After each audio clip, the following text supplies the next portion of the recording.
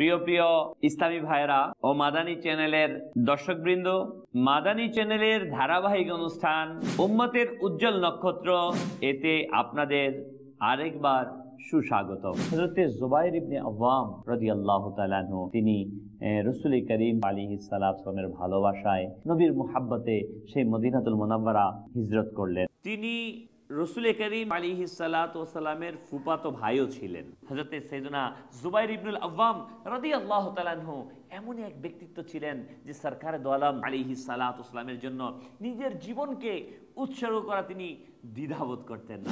হযরত তালহা রাদিয়াল্লাহু তাআলা আনহু, তিনি ছিলেন অতি উন্নত চরিত্রের অধিকারী। রাসূল করিম আলাইহিস সালামের ভালোবাসা তার রক্তের কণায় কণায় প্রবাহমান ছিল।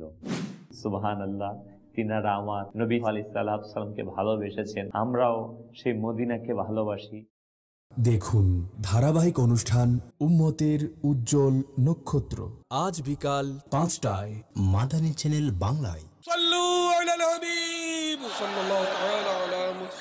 আমাকে নিজের এবং সারা দুনিয়ার মানুষের সংশোধনের চেষ্টা করতে হবে।